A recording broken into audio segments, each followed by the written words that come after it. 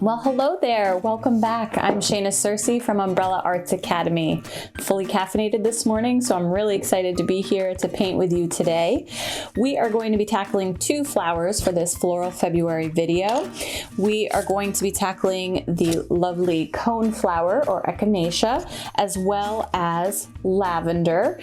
These two are beginner projects and they are really fun to paint and really easy to do with a little bit of patience. We are going to be using 7 colors, so quite a few colors, but I will put the color list up here so you can see it as I go over it. We are going to be using Quinacridone Magenta, as well as Gamboge Yellow, Cadmium Red, and Payne's Gray, and a little sap green, and that is for our cone flower. And then in addition to that, we're going to add in Ultramarine Blue and Cadmium Yellow, which we're going to add in for our lavender. So that's 7 colors. Any version of those warm or cool reds and that quinacridone magenta will work. Whatever brand you have is perfectly fine. I'm going to be using Core Paint.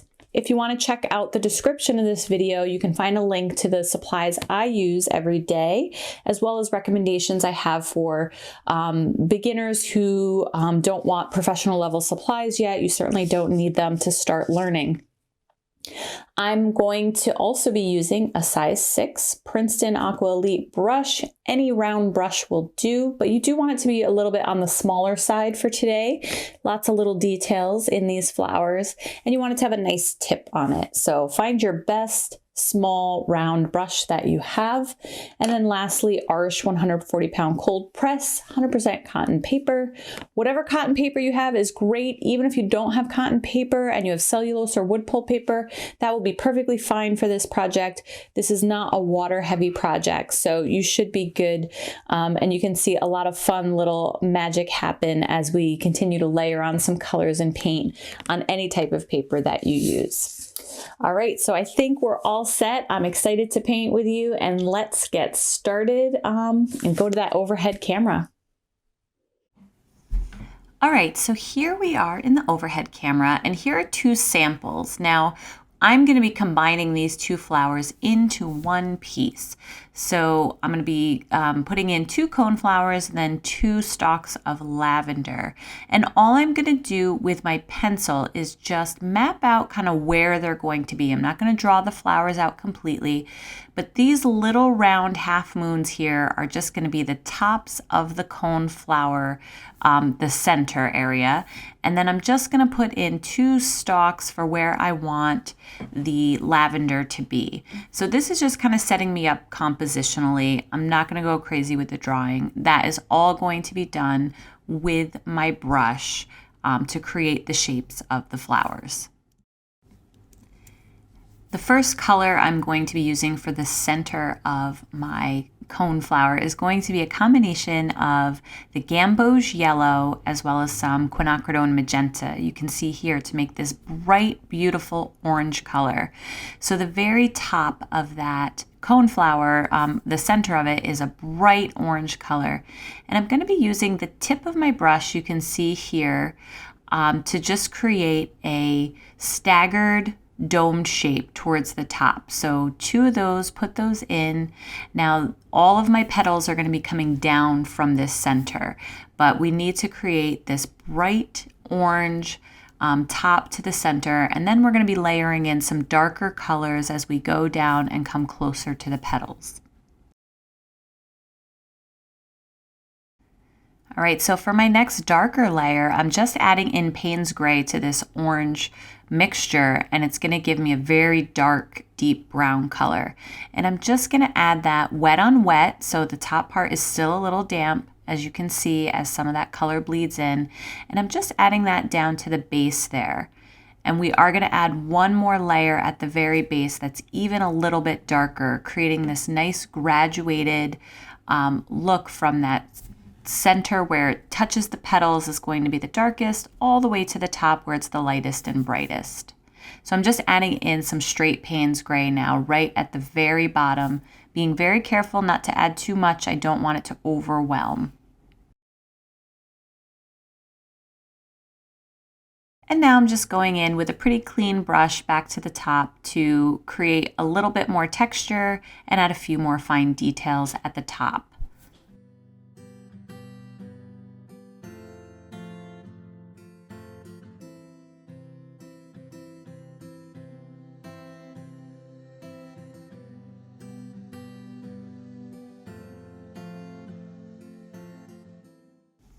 All right, let's mix up some of our magenta next. And I am going to just add this to my palette, pull a little bit out, and add a little more water. I want to lighten it up quite a bit. Now I'm going to use just the shape of my brush and my brush stroke to make these petals, starting at the center closest to that center stamen area, and I'm going to pull my petals down and away and curving them. So you can see on the right hand side, they make a slight curve to the right, and on the left hand side, they make a slight curve to the left. And I am going to be sketching some of these in, leaving a few little white spots there, as you can see. And then as we get to the petals that are in the back and further away, they are going to start to get a little shorter, using some foreshortening effects.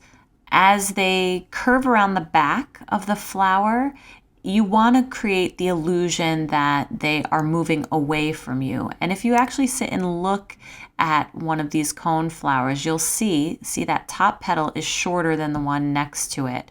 And that creates the illusion that it's moving back and away from us.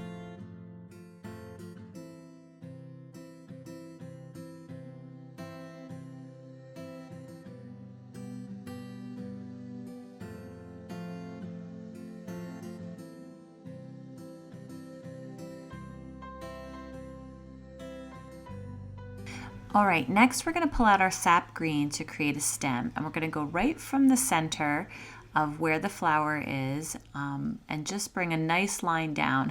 Whoops, you can see I got a little bit too close to my paper there and actually put some sap green on my petal, but I am going to fix that, no worries. So we're going to go in just with some darker magenta and a little bit of water, and we're just going to blend that out. No big deal, accidents happen. So I am going to put a second layer with some additional color to really make these pop onto those petals. So the first thing I'm going to do is take my Quinacridone magenta, and I'm going to introduce a little gamboge yellow to that to make a very bright and vibrant orange color that's really more magenta than yellow. So we don't want it to be really orange, but really in the magenta family. And then I'm going to re-wet my petals and just drop in wet on wet a little bit of this color closest to the center. I'm not going to bring it all the way out to the end of the petal because I do want to create this multicolored petal that gets darker and more vibrant as it gets closer to the center. I'm going to do the same thing here on the other flower.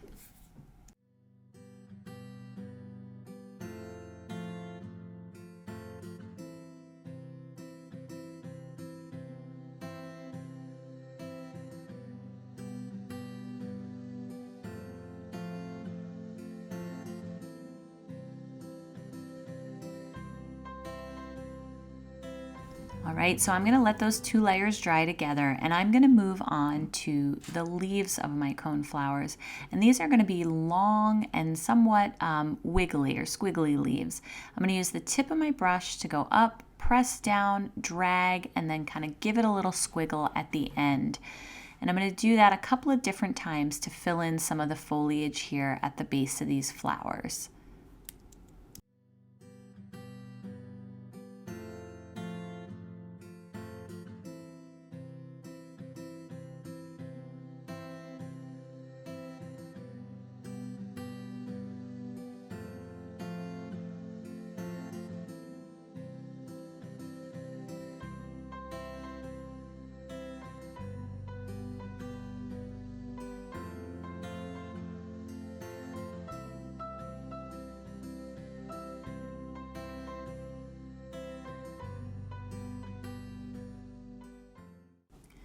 All right, we have a little time where we have to wait for the rest of our coneflower petals to dry. So we're going to move on to our lavender, and lavender are super easy. They're these tiny little blooms clusters all around a center stalk. And we're going to use Ultramarine and Quinacridone Magenta to create this lovely purple color that does have more blue in it than pink. So we do want it to be a very blue purple. And we're going to start with these little kind of 3-petaled clusters of blooms right at the top of the stalk. And I'm going to be using the tip of my brush and the shape of that round brush just to work my way down to create these little bloom clusters all the way down. Leave some gaps in between because that's where our stalk is going to be, which is going to bring the whole piece together. But you can see here, I'm not overthinking it. I'm just working my way down, petal after petal, cluster after cluster. And then I'll go in and drop a little hint of additional color kind of right in the center of where these blooms are, where they might meet the stalk. And this gives it a little bit more depth, where the end of the flowers or petals are a little lighter than the center of them. And now with my sap green paint, I'm going to find the gaps between those blossoms and petals and just add in little hints or suggestions of that central stem all the way down the column and then down to the stem where it will meet some leaves at the bottom. And I'm just making some very simple leaves with the tip and the belly of my brush. So I'm going from tip to belly and then back up to tip, creating some nice soft little leaves at the base of that stem. And I'm going to repeat this whole process once more with my second stalk of lavender.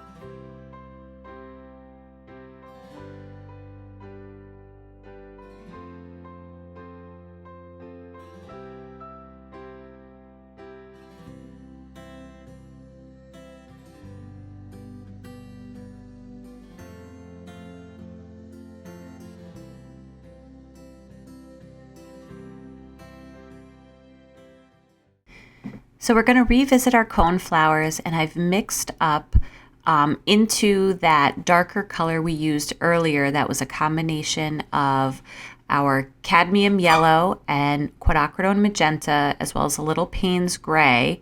So I'm adding some more quinacridone magenta to it to make a very dark pink or almost a deep red color with all of those colors combined.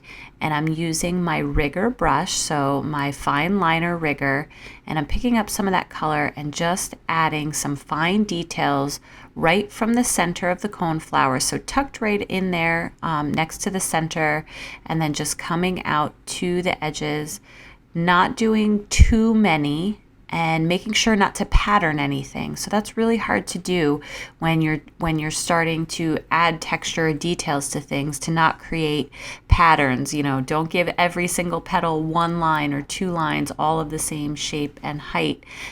Make sure to vary it as you go, because organic subject matter like this, like our flowers, will have many different varied shapes and textures.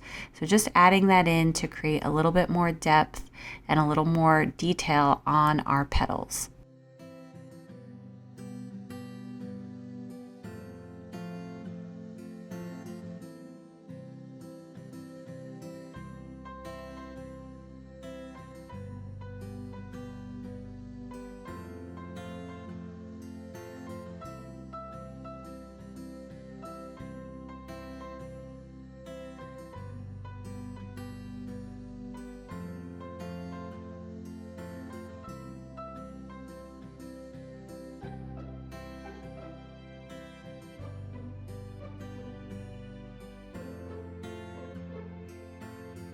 And finally, with a little sap green and Payne's gray, I'm going to be adding in some darker details onto the stems.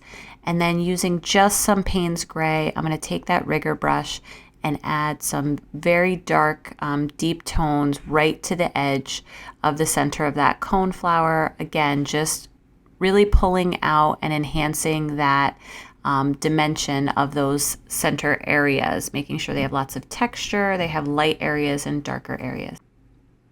All right, so here we are with our finished pairs of coneflowers in lavender. Thank you so much for painting with me today. I'm Shayna Searcy from Umbrella Arts Academy. Don't forget to check out my studio crew and my supply list in the description of this video. Thank you so much for being here today. Happy painting and enjoy the rest of your day.